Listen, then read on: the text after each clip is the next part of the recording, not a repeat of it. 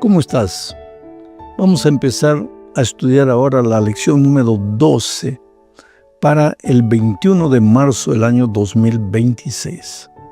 El título de la lección para esta semana es La vida en comunión con los demás. Y el propósito de la lección es mostrarnos que la verdadera religión, el verdadero cristianismo, no se vive en la iglesia solamente. Se vive en primer lugar en la casa, con la esposa, con los hijos. Se vive también en el lugar donde trabajamos, con el jefe, con el empleado, con los compañeros de trabajo. Y se vive en la sociedad, con las personas con las cuales nos relacionamos. O sea, la vida cristiana es completa. Vamos a hablar primero de los cónyuges. Mira, Dios nos creó incompletos, hombre y mujer incompletos. ¿Para qué?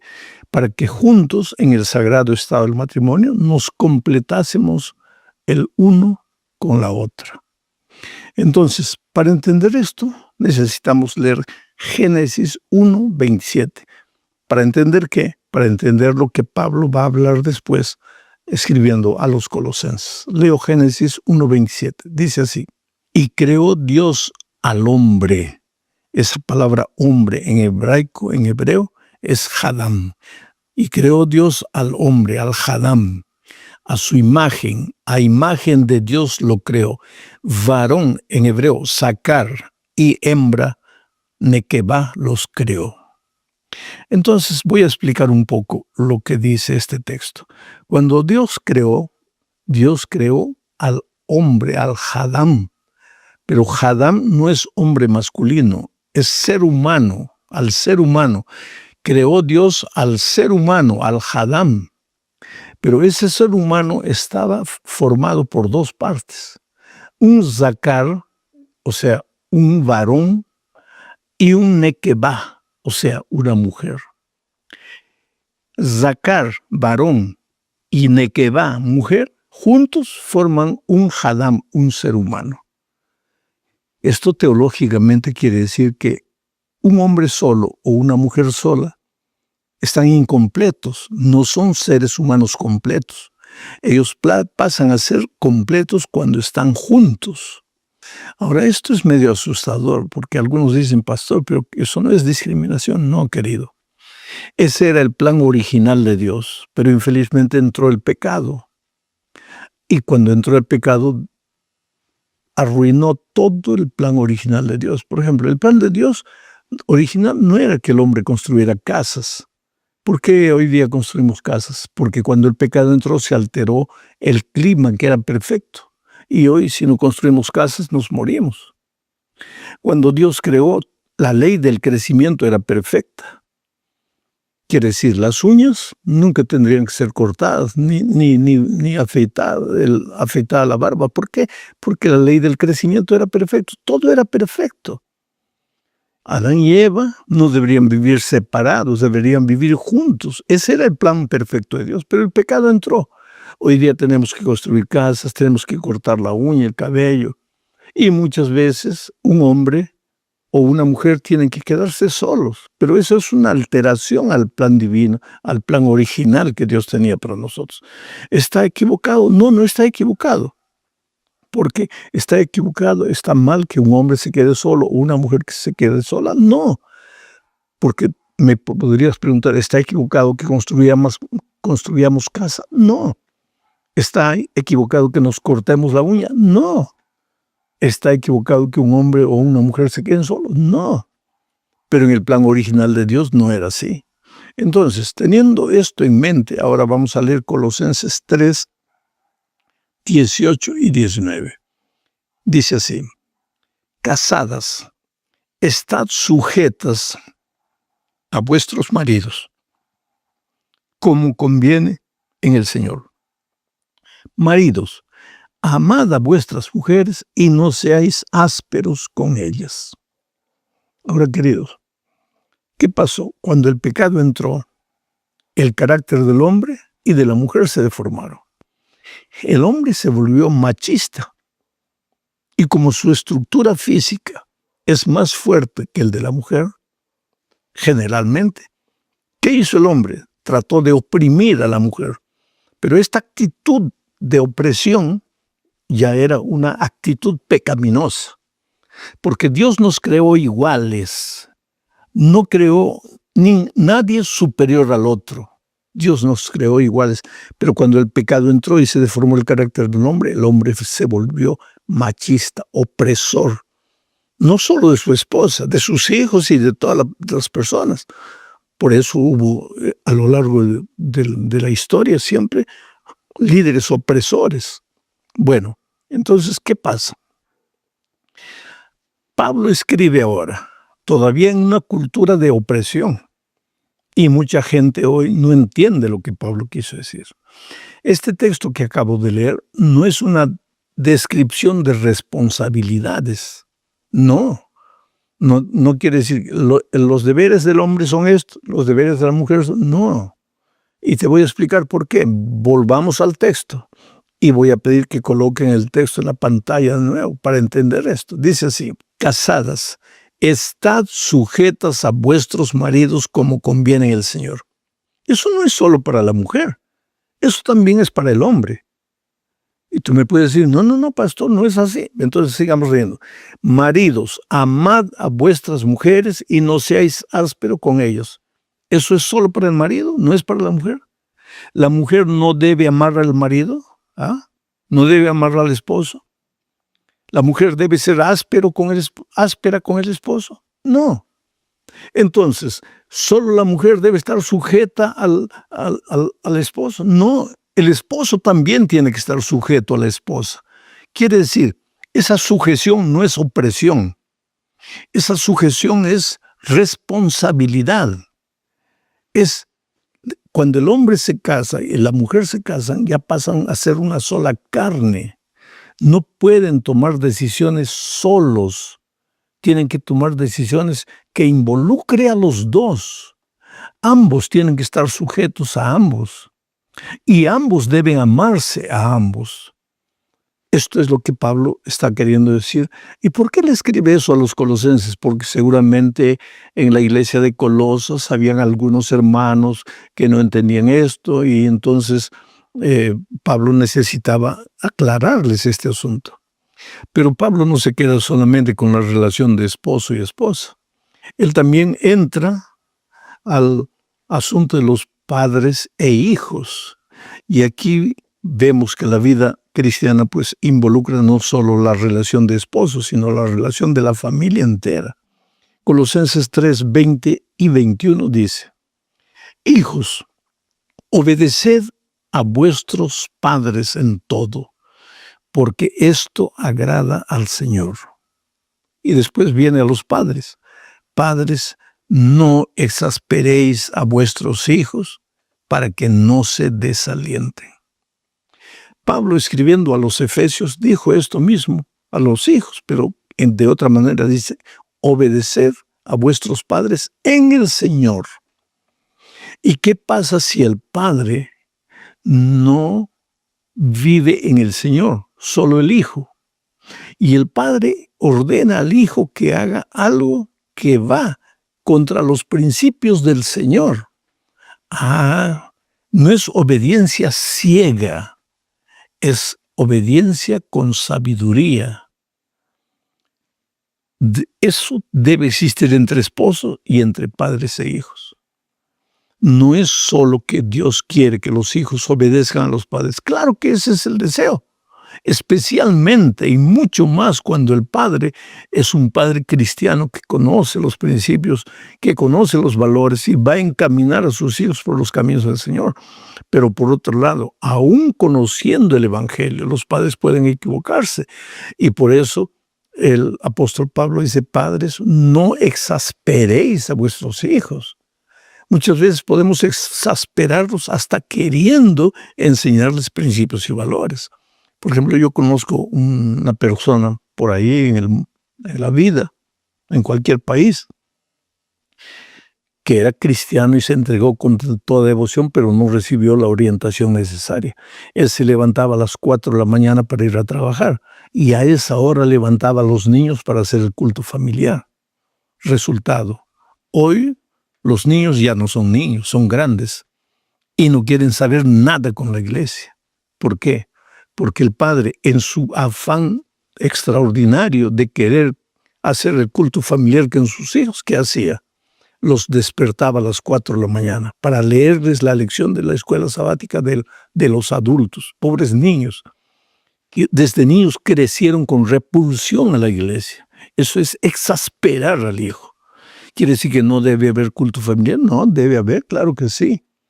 Pero si hay niños en la casa, pues el culto familiar tiene que ser lo más agradable para los niños, para que ellos crezcan amando las cosas de Dios. No exasperar a los hijos. Quiere decir que no debe haber reglas, tiene que haber reglas. Tiene que haber disciplina, tiene que haber principios y valores, pero no exasperarlos. La ciencia de ser padre es una ciencia que nadie estudia y sin embargo todos somos padres. La sierva de Dios dice que la educación de un hijo empieza 20 años antes de que el niño nazca. ¿Qué quiere decir eso? Que cuando el padre se educa a sí mismo, se está educando para ser un buen padre cuando sea padre. Bueno, que Dios te dé sabiduría para que tu vida sea una vida de inspiración para tus hijos. Juega con ellos, ríe con ellos, alégrate con ellos. Aunque no haya dinero para las vacaciones, sal al parque a pasear, toma tus vacaciones, gasta tus vacaciones con tus hijos. Es la mejor manera de hacerse amigo de los hijos. Y cuando ellos crezcan, pues, si un día se van de la iglesia, porque todos somos dueños de la libertad, cada uno escoge su camino, y aunque haya sembrado el evangelio en su corazón, de repente él crece y toma su decisión, contraria a lo que enseñaste, pero por lo menos te queda en el corazón la satisfacción de que hiciste todo para que tu hijo creciera en los caminos del Señor. Y otra cosa, hay 3 promesas en la Biblia que me animan. La primera es, echa tu pan sobre las aguas y después de muchos días lo hallarás. Siembra la semilla nunca va a morir. Otra promesa, instruye al niño en su camino y cuando fuere viejo no se apartará de él. El evangelio está plantado en el corazón de tu hijo. Y la otra, mi palabra, dice Dios, no volverá a mí vacía. Por lo tanto, si tú plantaste la palabra de Dios en tu corazón, la palabra va a producir frutos. Tal vez tú ya habrás muerto cuando tu hijo va a recordar lo que le enseñaste cuando era niño y va a volver a la iglesia. Y cuando Cristo venga vas a tener la gran sorpresa de ver a tu hijo en el reino de los siglos. ¿Por qué? Porque la palabra de Dios está plantada en su corazón. Ahora vamos a la parte 3 de este estudio, hablando de relaciones laborales. Querido, es necesario también ser cristiano en la vida profesional. Leo lo que dice Colosenses 3, 22 al 25 y después el 4, 1. Leo, dice, siervos, obedeced en todo a vuestros amos terrenales, no sirviendo al ojo como los que quieren agradar a los hombres, sino con corazón sincero, temiendo a Dios. Y todo lo que hagáis, hacedlo de corazón, como para el Señor y no para los hombres, sabiendo que del Señor recibiréis la recompensa de la herencia, porque a Cristo el Señor servís. Mas el que hace injusticia, pues recibirá la injusticia que hiciere. Porque no hay acepción de personas. Amos, haced lo que es justo y recto con vuestros siervos, sabiendo que también vosotros tenéis un amo en los cielos. Voy a resumir lo que Pablo está diciendo aquí. El empleado debe trabajar no como si trabajase para su patrón, sino como si trabajase para Dios. Porque aunque el patrón le sea injusto en esta tierra, tal vez no pagándole lo que le debe pagar o no reconociendo el esfuerzo que él hace, Dios está registrando todo en el cielo y Él te dará la herencia eterna cuando venga. Donde estés, haz lo mejor que puedas hacer. Haz lo que tengas que hacer con tu corazón, con tu mente, con tu cuerpo. Trabaja no como para los hombres, sino como para Dios. En segundo lugar, patrón, gerente, tú no tienes esclavos. La Biblia llama siervos, pero traduciendo para nuestro yo diría, tienes empleados. Seres humanos que te dan su vida. 8 horas de su vida por día para ti. ¿Qué les das tú a final de mes? Dinero. ¿Qué vale más, la vida o el dinero? O sea, el empleado te da más de lo que el patrón le da al empleado. Por eso hay que ser justo, porque si no eres justo, dice Pablo, un día el Dios justo te va a juzgar a ti por las injusticias que hiciste. Yo quisiera hacer una apelación a todos los que tienen empleados. El empleado vive de su sueldo. Así que si hay que sacrificar cualquier cosa, sacrifícala, menos el sueldo del empleado. Tú no sabes cómo las familias esperan final de mes contando los centavos. Y cuando llega final de mes, paga lo que tengas que pagar. Sacrifica cualquier otra cosa menos el sueldo de los empleados, porque ellos viven de eso. Que Dios te dé sabiduría para ser un patrón justo, para ser un empleado justo. Pero ahora seguimos hablando del punto 4 de nuestra lección, donde el subtítulo es Orando unos por otros. Y aquí hablaremos del valor de la oración intercesora. Pero también vamos a ver en realidad cómo se ora. Miren lo que dice Colosenses 4, 2 al 4. Perseverad en la oración. Perseverad, esa palabra me gusta. A veces tú dices, Dios no me responde, pero ¿cuántas veces has orado? 1, 2, 3 veces. Pero Pablo dice que debemos perseverar, o sea, orar, sin cansarse. Aunque te parezca que Dios no te responde, sigue orando. Tu oración no es para que tú cambies la opinión de Dios. Dios ya sabe lo que es bueno para ti. Entonces, ¿para qué oro? Para que tú crees dependencia de Dios. La oración, en lugar de transformar a Dios, te transforma a ti. Y cuando tú perseveras en la oración, muchas veces llegas a entender que lo que le estás pidiendo a Dios no tiene sentido. Y Dios que te ama no te lo da porque te haría mal. Porque nosotros somos delante de Dios como un niño que pedimos, ni sabemos a veces lo que pedimos, si nos va a hacer mal o nos va a hacer bien. En segundo lugar, sigo leyendo, perseverad en la oración, velando en ella con acción de gracias. Ora, pero siempre que oras, empieza agradeciendo a Dios. Agradece. Agradece, ¿por qué? Agradecer porque te despertaste bien. Porque hubo agua para que tomases baño, para que te bañases. Porque hubo un pan para tu desayuno. Agradece a Dios por el aire que respiras, por el sol que salió o que no salió, o por la lluvia que está cayendo para fertilizar la tierra. Inclusive agradece a Dios por las pruebas que llegan a tu vida, porque si la prueba no te hiciera crecer, Dios no la mandaría. Dios te manda pruebas para ver, para desarrollar en ti tu carácter de resiliencia, tu carácter de resistencia, para que aprendas a no rendirte fácilmente con las adversidades de la vida. Entonces agradece a Dios. Una oración efectiva es una oración donde permaneces en oración, la perseverancia. En segundo lugar, agradeces en la oración. Ahora sigo leyendo. Velando en ella con acción de gracias, orando también al mismo tiempo por nosotros, dice Pablo. Aquí entra la oración intercesora. La oración intercesora ayuda a la persona por la que intercedes, pero te ayuda a ti también a crecer. Porque había un hombre pobre en la vida que solo tenía plátano para comer y se quejaba, pero un día cuando miró para atrás vio que otra persona recogía las cáscaras que él arrojaba para poder comer. Y entonces eso le hizo pensar que él no era el centro del universo.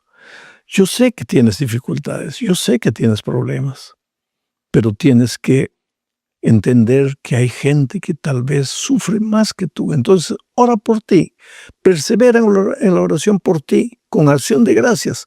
Pero por otro lado, ora por otras personas y eso te va a ayudar a crecer a ti mismo. Por eso yo agradezco y quiero aprovechar este momento para decirte que me siento feliz cuando en la página, en los comentarios, entra alguien y registra un pedido de oración. Después entra otro y dice, yo estoy orando por ti, y inclusive coloca palabras de ánimo. Y yo me emociono cuando leo todo eso y oro, tanto por los que registraron su pedido, cuantos por los que dicen que están orando por ellos. Oro y sé que esa oración intercesora no solo me ayuda a mí, no solo te ayuda a ti, sino a mí, a crecer espiritualmente. Por eso digo, qué feliz me siento porque yo sé que hay una red gigantesca de oración. En todos los lugares hay gente que ora, clama, y yo les llamo mis guerreros de oración. Vamos entonces ahora a la última parte de este estudio, hablando de cómo andar en sabiduría. Mira, cuando andas con Cristo, Cristo es la fuente de la sabiduría. Entonces andas sabiamente. ¿Qué cosa es andar sabiamente? Prudentemente, equilibradamente, sensatamente. Y con eso te evitas muchos errores, muchos sinsabores, muchas penurias en la vida. Vamos al texto, Colosenses capítulo 4, versículos 5 y 6, dice así: andad sabiamente para con los de afuera, redimiendo el tiempo. Sea vuestra palabra siempre con gracia, sazonada con sal, para que sepáis cómo debéis responder a cada uno. ¿Qué sabiduría para vivir? Yo siempre digo que la vida es un espejo. Tú le muestras al espejo una sonrisa, el espejo te devuelve la sonrisa. Tú le muestras al espejo un ceño fruncido, el espejo te devuelve. Tú le muestras al espejo una mueca, el espejo te la devuelve. La vida es así. Sal a la calle, trata bien a las personas, ellas te van a tratar bien. Saluda a las personas, ellas te van a saludar. Sé cortés con las personas, ellas van a ser corteses contigo. Pero eso solo va a ser resultado natural de Cristo en ti. Porque cuando Cristo vive en ti, vive la sabiduría. Y cuando aprendes a vivir con sabiduría, aprendes a tratar a todas las personas de manera que todas las personas llegan a admirarte, a apreciarte y a querer ser como tú, porque te ven a ti, pero ven a Cristo en tu manera de mirar, en tus palabras sazonadas con sal. Dios te bendiga. Esta semana puede ser la gran semana de tu vida. Y si hay dificultades, no te desanimes. Dios está contigo, Él sabe, Él va a orientar tus pasos de manera que salgas victorioso. Ya llegamos a la última lección de este trimestre. Este trimestre estudiamos las epístolas de Pablo a los Filipenses y a los Colosenses. Ambas epístolas fueron escritas desde la prisión en Roma. Sin embargo, a pesar de estar preso en circunstancias poco agradables, Pablo siempre mantuvo la palabra alabanza, alegría, loor a Dios. Y es que la vida cristiana tiene que ser una vida de alabanza, porque ya dije, hasta a través de las dificultades Dios tiene alguna lección para enseñarnos. Y siempre hay que ser agradecidos a Dios por la manera como guía nuestra vida. Y si en este momento estás pasando por un momento difícil, te digo una cosa. Así como el día dura 12 horas, la noche también dura 12 horas. No te desesperes. Yo sé que en la hora de la dificultad uno no ve luz. La tendencia es, bueno, Dios me abandonó, nadie se acuerda de mí, nada me sale bien, ¿para qué vine a la vida? ¿Para qué estoy en este mundo? No, querido, calma. Tú eres precioso para Dios, tú eres lo más precioso que Dios tiene en la vida. Fuerza, la noche va a pasar. Vamos entonces al estudio de la lección número 13 para el 28 de marzo del año 2026. Y el título de la lección es Permanecer en toda la voluntad de Dios. Y el propósito de la lección es mostrarnos que no basta comenzar la vida cristiana. Hay mucha gente que comienza con entusiasmo la vida cristiana, pero en poco tiempo se desanima. ¿Y por qué se desanima? Tal vez porque las pruebas llegan. Sabes que hay 3 razones básicas. Primero, hay gente que se desanima porque el diablo lo ataca y lo hace caer una y otra vez. Y entonces él piensa que lo más coherente es salir de la iglesia, abandonar el evangelio y todo. En segundo lugar, hay mucha gente que te va a criticar, porque infelizmente la iglesia es un hospital. Hay sanos y hay enfermos espirituales. Alguien en la iglesia que chismea, que habla mal, que te mira con soberbia, que parece que el evangelio no lo ha transformado, te va a desanimar. ¿Por qué? Tú sal de la iglesia solo si Jesús personalmente viene y te dice, hijo, no te quiero ver aquí. Pero que los hombres te hagan algo y eso sea motivo para que salgas, no. Tú sigues adelante. Y en tercer lugar, pues son las pruebas de la vida. Hay mucha gente que es probada terriblemente, no resiste a las pruebas y finalmente se desanima y abandona la iglesia. Que Dios te bendiga para permanecer fiel hasta el fin. Entonces vamos a la primera parte de nuestro estudio bajo el subtítulo de Lecciones de Evangelización. En realidad, la última parte del capítulo 4 de Colosenses son saludos, pero dentro de esos saludos hay algunos mensajes interesantes que debemos tener en cuenta.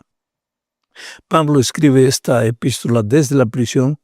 Él ya no puede evangelizar personalmente porque está preso, pero envía algunos amigos suyos para hacer lo que él no puede hacer, para predicar y llevar primero las cartas y llevar también el mensaje hablado a través del ministerio de sus amigos. Entonces vamos a leer Colosenses capítulo 4, versículos 7 al 9. Dice así: todo lo que a mí se refiere os lo hará saber Tíquico, amado hermano y fiel ministro y consiervo en el Señor. Tíquico. Mira la manera cariñosa como Pablo se refiere a Tíquico. ¿Qué es lo que le dice? Porque esto que está escrito es en la última parte de la epístola a los Colosenses. O sea, cuando escribe a los Colosenses, ¿qué es lo que Pablo dice? Estoy enviando a mi amado hermano, fiel ministro y consiervo en el Señor, Tíquico. ¿Para qué lo estoy enviando? Para que él vea todo lo que están pasando ustedes. Y de acuerdo a eso, no solo les entrega la carta, sino de acuerdo a eso les predique, les enseñe la palabra de Dios. Porque Tíquico ha pasado tiempo conmigo y yo le he instruido y lo he preparado. Y ahora Tíquico va para ustedes, no solo llevando la carta, sino llevando instrucciones. Es interesante. Vuelvo a leer. Todo lo que a mí se refiere os lo hará saber Tíquico, amado hermano y fiel ministro y consiervo en el Señor. Hay una parte más que quiero destacar aquí. Todo lo que a mí se refiere. Pablo, en su epístola a los Colosenses, no por que se le estaba acabando la extensión de la carta, sino porque él no quería hablar de sus sufrimientos, de sus dolores. Y dice, bueno, si ustedes le preguntan a Tíquico, él les va a comunicar cómo sufro, cómo padezco, en fin, la vida que estoy viviendo aquí en la cárcel. Pero lo que yo quiero es saber que la carta contiene ánimo. Ahora, Tíquico, que ha visto lo que estoy pasando, les hablará alguna cosa más si ustedes le preguntan. Versículo 8. El cual he enviado, ¿quién? Tíquico, el cual he enviado a vosotros para esto mismo, para que conozca lo que a vosotros se refiere y conforte vuestros corazones. El versículo 9 dice, con Onésimo, amado y fiel hermano. Tíquico no fue solo llevando la carta para allá, sino también fue Onésimo, amado y fiel hermano, que es uno de vosotros. Es interesante esta expresión, que es uno de vosotros. Quiere decir que Onésimo ¿Quién era Onésimo? Onésimo era el esclavo de Filemón, que se convirtió en Roma. Onésimo se convirtió en Roma al conocer a Pablo, al escuchar el Evangelio de Jesucristo a través de Pablo, se convirtió y ahora se volvió en un emisario de Pablo y viajó a Colosas, donde se encontró con Filemón, su patrón, de quien había huido, y le llevó la epístola a Filemón. Entonces Onésimo viajó con Tíquico para Colosas, ambos enviados por Pablo. Vamos a seguir leyendo. Versículo 9. Con Onésimo, amado y fiel hermano, que es uno de vosotros. Todo lo que acá pasa os lo harán saber. Muy bien, vamos a la segunda parte ahora, hablando de la conectividad en la iglesia primitiva. Mira, en aquellos días no había redes sociales, pero Pablo había armado una red de amigos. Y esos amigos iban para un lado, iban para otro lado, hacían otros amigos, transmitían el Evangelio. La red evangelizadora de los amigos de Pablo era extraordinaria. Solo en el libro de los Hechos de los Apóstoles se menciona 100 amigos de Pablo. Solo en la epístola de en la epístola de Pablo a los filipenses y a los colosenses se mencionan unos 20 amigos de Pablo. Era una red de amigos extraordinaria. Leo ahora Colosenses capítulo 4, versículos 10 y 11. Dice así: Aristarco, mi compañero de prisiones. Aristarco, uno de los amigos que formaba la red de amigos. Aristarco, mi compañero de prisiones, os saluda. Aristarco, ¿quién era Aristarco? Aristarco es mencionado en el libro de Hechos de los Apóstoles, cuando en Efeso hubo un escándalo y la gente enardecida porque al escuchar el Evangelio dejaban de adorar a la diosa Diana y los que fabricaban esas estatuillas de la diosa Diana perdieron el negocio y incitaron a la multitud y prendieron a 2 siervos de Dios. Uno de ellos era Aristarco. Acompañaba a Pablo. Y en la prisión parece que Aristarco pidió permiso para estar preso con Pablo. ¿Para qué? Para ayudarlo, para servirlo, porque Pablo ya era un hombre de edad. Aristarco evidentemente era más joven.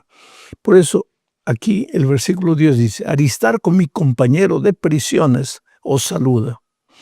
Y Marcos, el sobrino de Bernabé, acerca del cual habéis recibido mandamientos, si fuere a vosotros, recibidle. Marcos, el sobrino de Bernabé. ¿Quién era Marcos? Aquel joven que acompañó en el primer viaje a Timoteo, se desanimó y regresó. Después, en el segundo viaje, quiso acompañarlo de nuevo y ya Pablo dijo no. Este se desanima fácilmente. Bernabé entonces y Pablo se separaron. Bernabé se fue llevando a Marcos. Pablo encontró después a Timoteo. Pero más tarde, cuando envejece Pablo, menciona a Bernabé y prepara el terreno en Colosas para que vaya Marcos. Mira lo que dice: del cual, refiriéndose a Marcos, del cual habéis recibido mandamientos. Si fuere a vosotros, recibidle. Él, Pablo, que años atrás no quiso que Marcos los siguiese, ahora reconoce que Marcos es un hombre extraordinario en la predicación del Evangelio. Eso quiere decir que un error de algún joven no lo condena para siempre. Eso quiere decir que si tú has fallado, si yo fallé en mi vida en algún momento, eso no nos condena para siempre. Siempre hay una oportunidad para levantarse, para continuar, para corregir lo que se ha errado. Qué lección tremenda nos da Marcos aquí. Versículo 11, sigo leyendo. Y Jesús llamado justo, que son los únicos de la circuncisión que me ayudan en el reino de Dios y han sido para mí un consuelo. Jesús llamado el justo, otro amigo de la red de amigos de Pablo.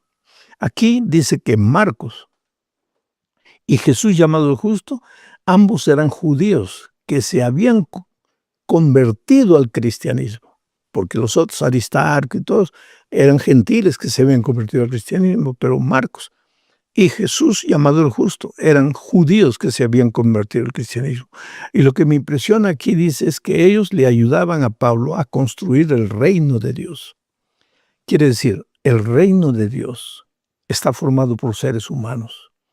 Pero mientras el reino de Dios permanezca en esta tierra, va a necesitar muchas veces de una estructura física que la iglesia cristiana primitiva no la tenía de forma completa, pero que a medida que el tiempo fue pasando, pues fueron necesarios todo lo que hoy tenemos, ¿no? Una estructura física. De cierta manera parece una empresa, pero ahí está el peligro. Somos reino de Dios, no somos reino de los hombres. Cuando Cristo venga de la estructura física, no va a ir nada, ni un ladrillo va a ir para el cielo. Cristo viene solo para llevar a los seres humanos.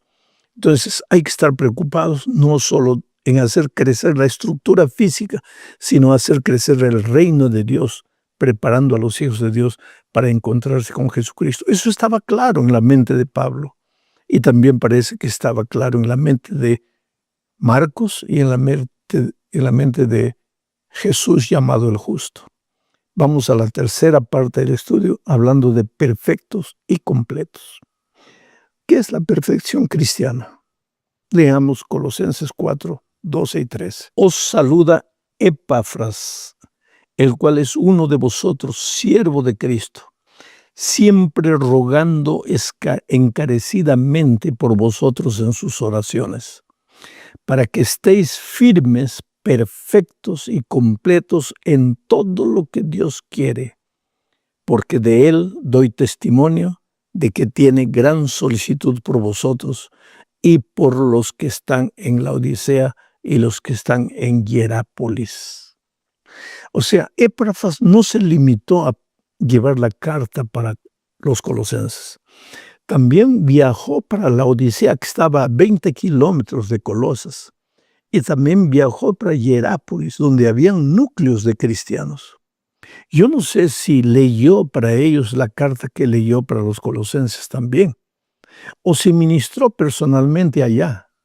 Pero lo que interesante es que Epafras también era un hombre que se convirtió y después no permaneció callado. Visitaba iglesias llevando el evangelio y confirmando la fe de los hermanos. Pero lo que me interesa de esta parte es que aquí se habla de perfección. Dice que Epafras oraba por la iglesia de Colosas. ¿Para qué? Para que ellos llegasen a ser firmes, perfectos y completos en lo que se relaciona con Dios. Firmeza. Él no quería cristianos tambaleantes, un pie en el mundo, un pie en la iglesia. A veces sí, a veces no. Y Epafras oraba para que todos fuesen firmes, para que todos fuesen perfectos. Vuelvo a repetir, la perfección absoluta en Cristo es un punto hacia donde nosotros nos dirigimos. Pero cuidado con pensar que podemos en esta tierra alcanzar la perfección absoluta de Cristo. ¿Por qué? Porque nosotros en esta tierra cargamos la naturaleza pecaminosa. Y aunque podemos caminar el camino de la perfección y ser perfectos mientras nos dirigimos a la perfección, somos imperfectos y perfectos. Perfectos porque no desistimos del camino de la perfección. Imperfectos porque no tenemos la perfección absoluta.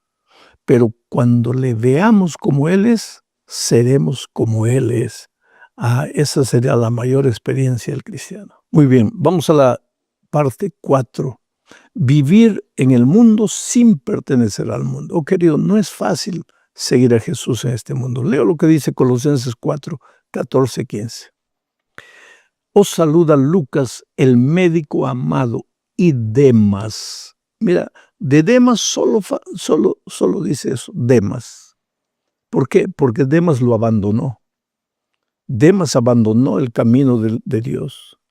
Demas es el típico hombre que entró con un fervor extraordinario a la iglesia y en poco tiempo se desanimó y se fue.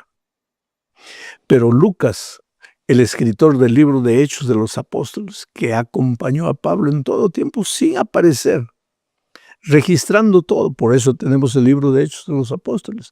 Lucas, que escribió el Evangelio de San Lucas, ese hombre fue un hombre de inspiración. Os saluda Lucas, el médico amado, y Demas. Saludad a los hermanos que están en la Odisea. La Odisea quedaba a 22 kilómetros de Colosas. Y sigo leyendo. Y a Ninfa y a la iglesia que está en su casa. Había una casa en la iglesia de Ninfa. ¿Por qué? Porque si tú revisas un poco la historia de la iglesia, vas a ver que la iglesia primitiva no construyó templos. ¿Dónde se reunía? En las casas y en las sinagogas. Cuando todos los judíos se convertían, pues la sinagoga miraba un lugar de reunión, de estudio de la palabra de Dios. Pero no había templo, programa de culto como nosotros tenemos hoy, con escuela sabática, con culto divino, con música especial. Eso no existía. En las casas las personas básicamente se reunían para orar, cantar y estudiar la palabra de Dios. Y la iglesia crecía y se dice que el gran crecimiento de la iglesia primitiva en los primeros siglos se debió a que la iglesia se reunía en las casas. Casas se multiplicaban, casas iglesias, hogares de luz, grupos pequeños se multiplicaban.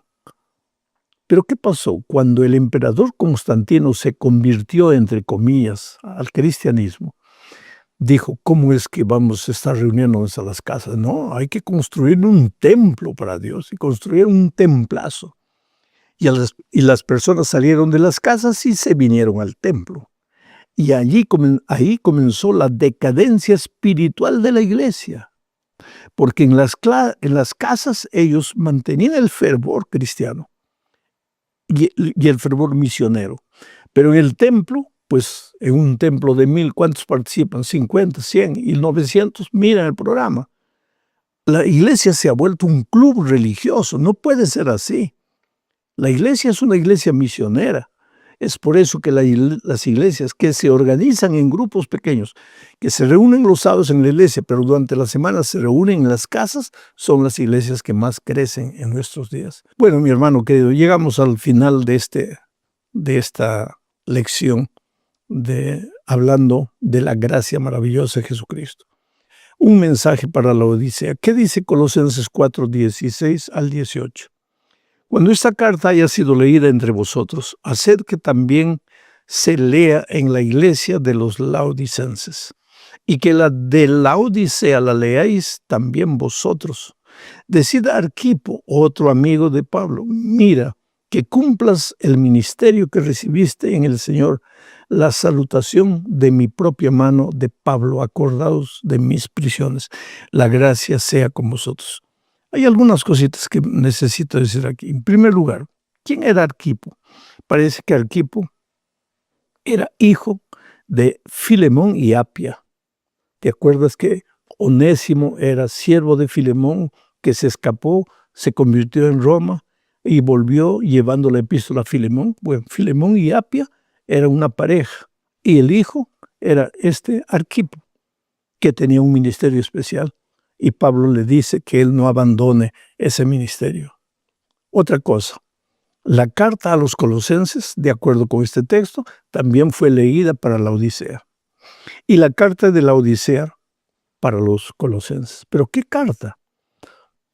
Tal vez la carta de Juan, porque no tenemos registro de una carta que Pablo le haya escrito a los de la Odisea. El asunto es que el evangelio estaba siendo esparcido no solo para traer nuevos creyentes, sino para confirmar la fe de los antiguos. Me impresiona la manera como termina la epístola. Dice, la gracia sea con vosotros. Amén. La gracia. Pero el versículo 1 de la epístola a los Colosenses empieza diciendo, Pablo, apóstol de Jesucristo, por la voluntad de Dios, y el hermano Timoteo, a los santos y fieles hermanos en Cristo que están en Colosas, gracia y paz sea a vosotros. Comienza con la gracia, termina con la gracia. La Biblia comienza con la gracia, termina con la gracia. ¿Cómo comienza con la gracia? Dios creó los cielos y la tierra. ¿Qué hizo el hombre? Dios creó los cielos y la tierra, se lo entregó por gracia al hombre. Y termina con la gracia, y la gracia de Dios sea con vosotros. No era solo una manera de saludar. Si tú ves la epístola a Filemón y a los filipenses y a los colosenses, vas a ver que el centro de las dos es la gracia de Jesucristo. Porque la gracia de Jesucristo es el centro de la vida del cristiano. Porque no hay cristianismo sin gracia. ¿Qué sería de nosotros si no existiera la gracia maravillosa de Cristo? Estaríamos perdidos, condenados. Pero Él nos amó, entregó a su Hijo. La salvación hoy es por la gracia de Jesucristo. Un abrazo, querido, que Dios te bendiga. Nos vemos en la lección del próximo trimestre, tal vez con un nuevo visual. No sé, va a ser una sorpresa. Abrazos, chao, chao.